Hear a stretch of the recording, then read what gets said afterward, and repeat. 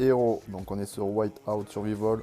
On va parler des héros et comment les optimiser maximum et quel héros en priorité il va falloir up. Donc, les héros ils se trouvent dans... Non, pas ici. Vous avez l'onglet en bas héros. Et donc là vous avez votre liste des héros. Donc pour commencer, je crois qu'ils vont vous proposer quand vous allez acheter des premiers packs, quand vous allez commencer le jeu, ils vont vous proposer d'acheter des packs pour up Natalia. C'est l'un des meilleurs héros du jeu pour l'instant, donc ça fait un peu plus de 2 mois que je joue, et donc c'est le meilleur le meilleur héros du jeu, on va dire. Ensuite vous allez pouvoir monter Molly, donc ça on va revenir. Molly vous allez pouvoir la monter gratuitement. Natalia il va falloir payer pour la monter.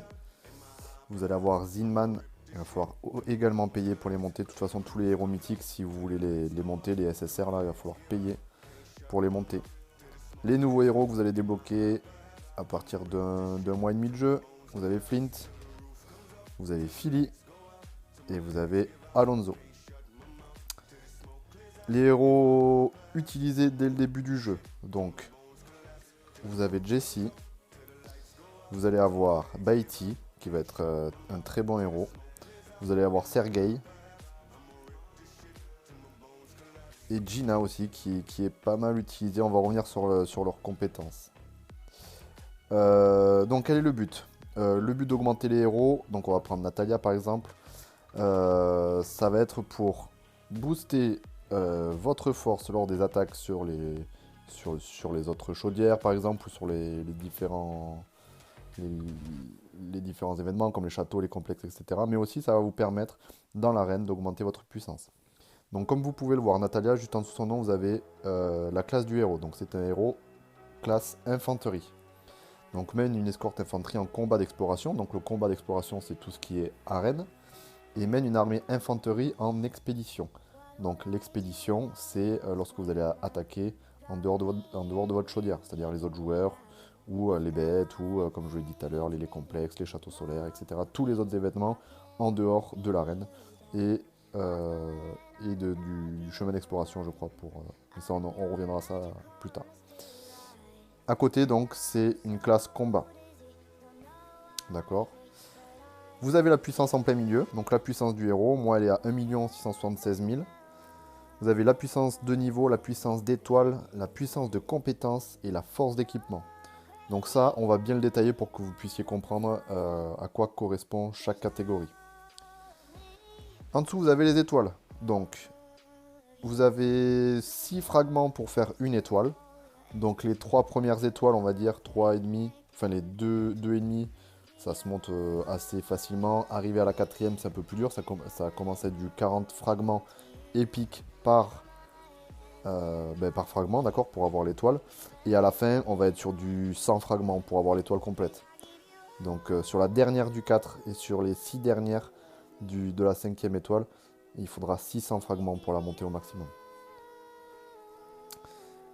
En dessous, vous avez l'escorte. Donc ça, c'est plus le nombre d'étoiles de héros est élevé, plus les statistiques de l'escorte sont élevées, plus le niveau est élevé, plus les escortes sont grandes. Donc elle pourra prendre plus de personnes avec elle. Son niveau, la capacité des troupes, donc ça c'est le nombre de troupes que vous pouvez prendre en plus. Donc là, si je mets Natalia en héros pour attaquer une chaudière, je pourrais mettre 13 350 soldats en plus dans mon armée. On y reviendra plus tard. Au milieu, le bouton améliorer pour augmenter ses niveaux avec les fioles d'XP. Et à côté, vous avez les détails des stats. On va revenir aussi petit à petit pour que vous puissiez comprendre comment augmenter les stats de façon correcte. Les compétences. Donc là, vous voyez sur les compétences, vous avez un côté exploration, un côté expédition. Donc tout ce qui est côté exploration, ça va être, je vais vous le montrer. Ici, vous avez le char d'exploration. Donc là, quand vous allez attaquer, vous allez avoir vos héros. Ça va prendre en compte les capacités d'exploration de vos héros. D'accord. Et ça sera pareil lorsque vous allez combattre en arène. Ça va prendre les compétences d'exploration. Donc là, je reviens sur ma Natalia. Donc ma compétence. Donc tout ce qui est à gauche, les compétences d'exploration, C'est ce que je viens de vous dire. Donc pour Natalia par exemple, donc elle fait des dégâts de zone, d'accord? Donc c'est son ours qui attaque, ça fait des dégâts de zone, 224%, étourdissement pendant une seconde. De toute façon Natalia c'est la plus forte des héros, donc vous n'avez pas besoin de réfléchir pour vous demander si vous devez la up ou pas. Donc elle brandit son fouet contre une cible pour infliger 210% de dégâts, donc ça c'est au maximum toujours, donc il n'y a que 5 niveaux maximum. Et là, c'est 10% de chance de bénéficier d'un boost de 12% d'attaque, ce qui est pas mal. Donc si vous avez ce boost d'attaque, ça fait la différence en combat. En expédition, donc là, c'est lorsque vous allez attaquer des chaudières, par exemple. Les attaques des troupes ont 20% de chance d'étourdir les ennemis pendant un tour. Donc l'étourdissement, il ne faut pas le négliger. Ça reste quand même très fort, d'accord, ça stun l'ennemi. Et comme ça vous permet d'attaquer pendant qu'ils sont stun. Pendant un tour, on n'a pas trop la notion de ce qu'est un tour ou pas, parce qu'on ne peut pas voir le détail des combats. Donc ça doit être du tour par tour, mais on ne peut pas le voir actuellement sur le jeu. L'attaque des troupes alliées de 25% quand vous êtes patron de ralliement, d'accord. Lorsque vous êtes un gros joueur, les troupes alliées gagnent 25% d'attaque. Énorme. C'est énorme, ça va booster l'attaque de vos alliés. Donc plus cette compétence est élevée, plus vos alliés auront de la puissance d'attaque. Et donc là, augmente les dégâts infligés par les troupes alliées également de 25%. Donc là, vous voyez, vous avez 25 et 25, vous gagnez jusqu'à 50% d'attaque en plus. Natalia, un héros extraordinaire. L'équipement, donc vous avez l'équipement, donc lunettes de protection, les gants, la ceinture, les chaussures. Important à prendre en compte. Donc les lunettes, vous voyez que donc les stats d'équipement, vous allez gagner de l'attaque, de la santé, de la létalité. Et en dessous, vous allez avoir la maîtrise des troupes avec un niveau et le pourcentage de stats que vous allez gagner. Donc quand vous allez améliorer vos équipements, donc ça va être avec de l'équipement inférieur, d'accord, de l'équipement que vous voulez vous débarrasser, en fait vous allez l'utiliser pour pouvoir augmenter vos équipements les plus forts. Donc ça, tout simplement, ça va vous augmenter vos stats, par exemple en puissance. Hop là, je prends un niveau, si je fais sélectionner plus, ça me fait monter un niveau. Donc là, vous voyez, je prends un peu moins d'1%, c'est du 0,60% à peu près par niveau. Donc voilà, le but, c'est que ça soit assez homogène pour que le héros soit le plus fort possible.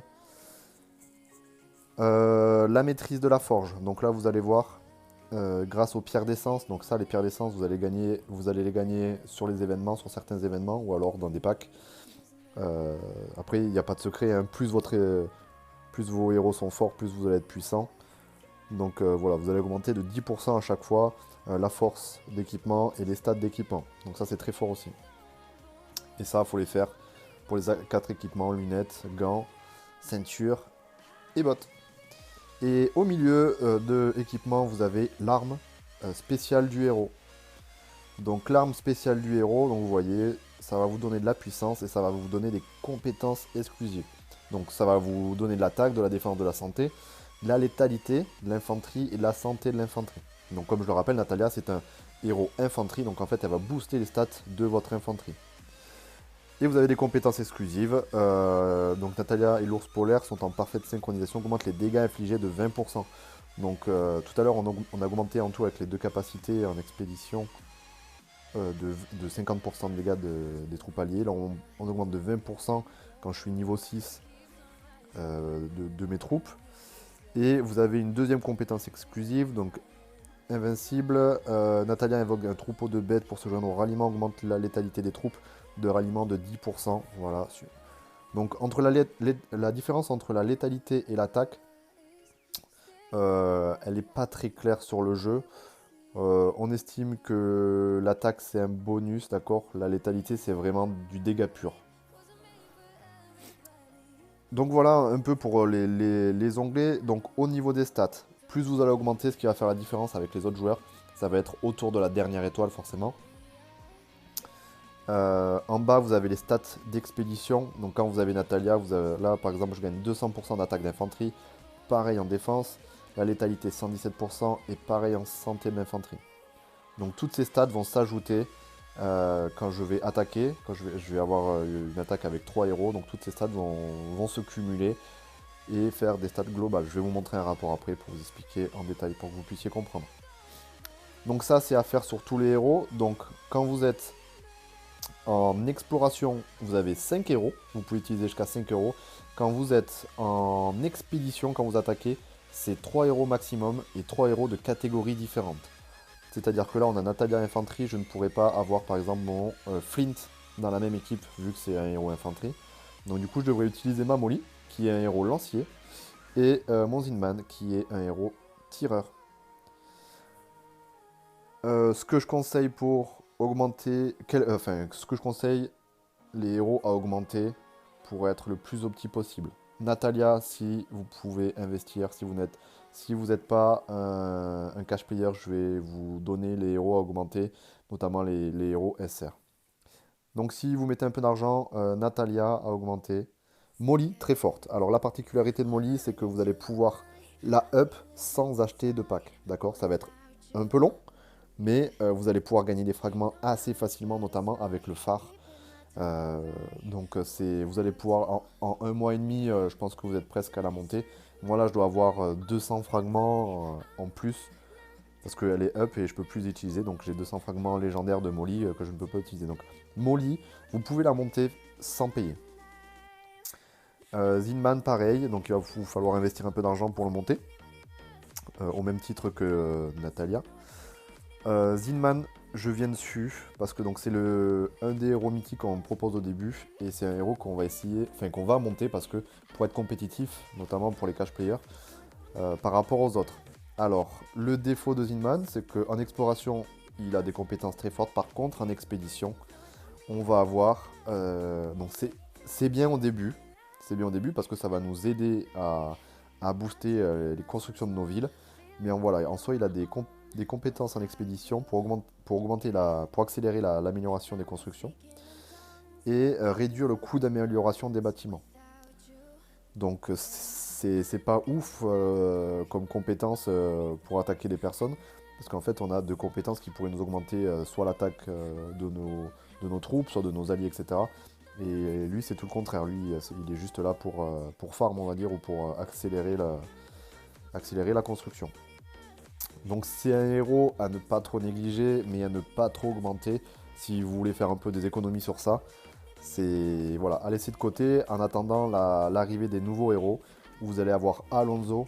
Alonso qui a des compétences, vous voyez, dans l'expédition.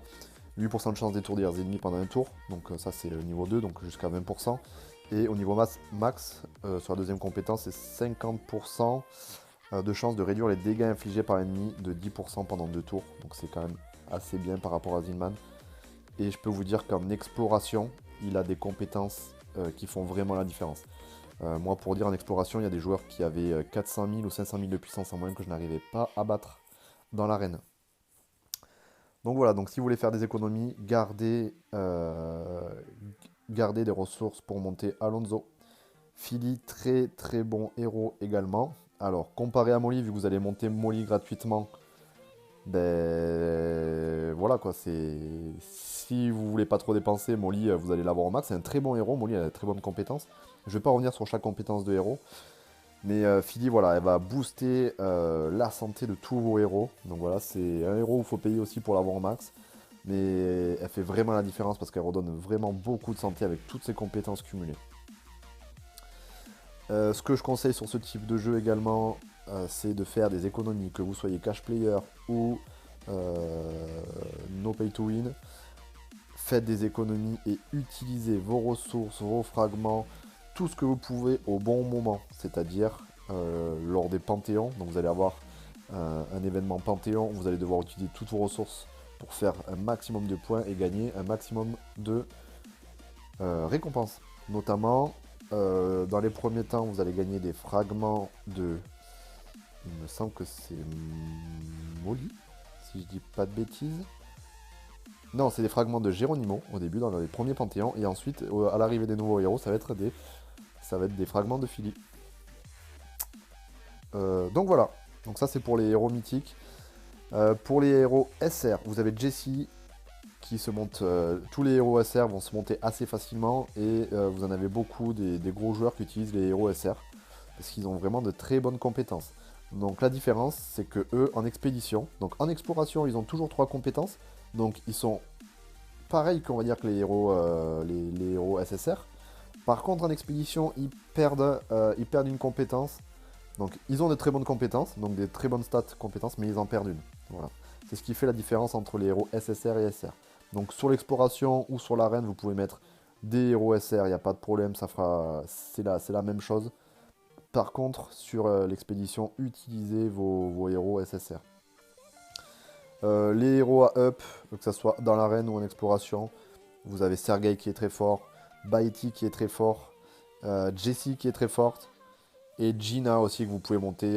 Moi je l'ai pas au max, beaucoup l'ont au max déjà, parce que je me suis pas focus sur elle. Mais Gina est très forte aussi. Voilà. Concernant les héros R, donc les héros communs on va dire, donc ils ne servent à rien, concrètement ils ne servent à rien en exploration, en expédition, d'accord. La seule chose à quoi ils servent c'est lorsque vous allez récolter des ressources, donc ça va prendre les stats, enfin les compétences de l'expédition. Donc d'ailleurs il faudrait que je les augmente, on va les augmenter ensemble d'ailleurs. Hop là, on l'a passé niveau 5. Donc là par exemple Chloris, elle c'est 25% pour la vitesse de collecte de la viande. Donc là vous allez pouvoir gagner jusqu'à 25%, c'est assez bien, c'est correct. Et en fait il faut utiliser ces héros, pour collecter la viande il faut utiliser Chloris. Eugène, on va peut-être augmenter sa compétence aussi. Vitesse de collecte du bois, hop, 25%. Après vous avez Charlie, en compétence lui c'est le charbon, hop, 25%. Et vous avez Smith, Smith lui ça va être le fer. Donc lui, ah ben vous voyez, je l'ai pas assez fort pour la dernière compétence. Allez hop on va l'augmenter, c'est pas grave. Donc là il est promu, 4ème étoile. La 4ème étoile elle va me permettre de débloquer l'amélioration niveau 5. Et hop, j'ai gagné 5% en plus de vitesse de récolte. Voilà, donc les héros R, ça vous permet de gagner en boost de récolte. Qu'est-ce que je peux vous dire de plus Si vous voulez économiser, vous avez Flint aussi, donc au bout d'un certain temps, Flint va arriver, c'est au bout d'un mois et demi à peu près. Il a de très très fortes compétences, d'accord, que ce soit en exploration, en expédition, il fait énormément de dégâts, alors que c'est un héros infanterie. Voilà sur les héros, ça c'est mon avis perso à moi, donc vous allez avoir vous avez plein de possibilités, plein de choix à faire pour essayer d'être le meilleur au niveau des héros. Je vais vous montrer lorsque vous allez attaquer. Donc par exemple, je vais chercher une terreur polaire de niveau 5. Donc là, vous voyez, vous avez la puissance de Rocco, elle est de 142 millions. Ça veut dire qu'il faut cette puissance-là ou un peu moins pour pouvoir tuer la bête. Donc si je lance un ralliement, vous allez voir, à droite, vous avez la puissance totale de mes troupes à moi. Donc moi, j'ai 120 millions, donc c'est-à-dire que presque à moi tout seul, je peux battre ce mammouth level 5. À gauche, vous avez les bonus de troupes. Donc là, vous voyez, j'ai 123 000 troupes dans mon armée, d'accord. Capacité de déploiement 123 000, donc ça c'est ce que je... Donc ça c'est mes troupes. Bonus de ralliement, donc là j'ai 842 000 ralliements, d'accord. Mais vous allez voir, je vais avoir beaucoup plus parce qu'en fait je vais gagner des bonus avec mes héros. Là vous voyez mes bonus de collecte. Donc ça, si j'envoie ces troupes là, j'aurai ces bonus là. Qu'est-ce qu'on a d'autre? Les bonus du défenseur. Excusez-moi, bonus du défenseur. Les bonus des troupes. Donc là vous allez voir, vous avez tous vos bonus. Et la vitesse de marche solo en bas. Pour lancer vos attaques. Donc en fonction... Donc ça va être surtout pas pour des bêtes comme ça, vous mettez à peu près les... Donc ça vous met par défaut, ça vous égalise le nombre de troupes infanterie, lanciers et tireurs. Quand vous êtes notamment sur des attaques de complexes ou de châteaux solaires, etc. Si vous êtes en attaque, je vous conseille de baisser votre infanterie, d'augmenter vos tireurs et vos lanciers un peu, d'accord. Il faut toujours garder un peu d'infanterie, d'accord, pour qu'ils tankent, pour éviter que vos lanciers... se fasse dérouiller, pareil pour les tireurs. Donc il faut garder un peu d'infanterie mais augmenter les tireurs et les lanciers quand on est en attaque. Et l'inverse, quand on est en défense, on va baisser légèrement les tireurs, augmenter notre infanterie. Donc vous voyez, je suis à 50 000, hop, on peut même lancer les lanciers. Hop, augmenter comme ça. Et donc là, par exemple, donc on va avoir beaucoup d'infanterie en défense. Et l'infanterie va tanker un maximum. On garde toujours un peu de tireur, un peu de lancier pour faire des dégâts. D'accord. Donc, parce qu'on tank, donc on va avoir beaucoup de blessés en infanterie, mais il faut quand même leur faire des dégâts. Voilà pour l'attaque. Petite astuce. Si vous voulez collecter, par exemple, de la viande, hop, vous pouvez lancer de la collecte. Vous pouvez faire, vous avez des, je sais plus comment ils appellent ça, des, est-ce qu'il le précise le nom? En gros, vous pouvez faire vos formations, d'accord? Vous pouvez débloquer jusqu'à 6 formations en fonction de ce que vous achetez ou pas, d'accord? Ça peut varier entre 4, 5, 6. Donc vous pouvez varier vos formations et mettre les héros que vous voulez avec les troupes que vous voulez. Là, par exemple, je peux collecter jusqu'à 14 millions de ressources sur la viande, sur le, comment ça s'appelle?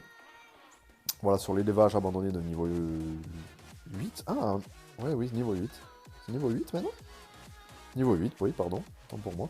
Donc là, je peux collecter jusqu'à 14 millions, donc ça, c'est ma capacité. Donc si je lance la collecte, je prends mon héros. Donc c'est Clarisse, je crois que c'est comme ça qu'elle s'appelle, elle. Donc attendez, de base, je vais vous le refaire pour que ça soit... Ah, donc là, ça me le met. Hop. Donc là, si par exemple, je fais retirer tout, que j'ai ça... Parce que d'habitude, ça vous met pas full, troupe pour collecter. Donc si par exemple, vous voyez qu'à droite, vous pouvez récolter que 735 000 qui vous manque des héros, alors que vous avez une capacité... Enfin, votre capacité vous permet de récolter 14 millions. Vous avez juste appuyé sur sélection rapide, et hop, ça vous met toutes les troupes pour collecter au max. Donc là, jusqu'à 14 millions. Et après, vous déployez, vous envoyez. Vous faites pareil ici pour le charbon, là pour le bois, et j'ai mon dernier héros, je ne l'ai pas pour le faire, qui n'est pas enregistré, mais voilà.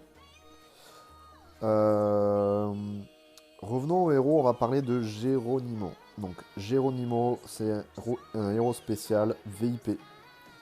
Donc lorsque vous allez acheter des packs, vous allez débloquer des points VIP. Ces points VIP vont vous permettre d'augmenter en niveau VIP. Donc jusqu'au niveau 6, vous allez pouvoir acheter des fragments de Natalia. Et à partir du niveau 7, en VIP, ça va être des fragments de Geronimo.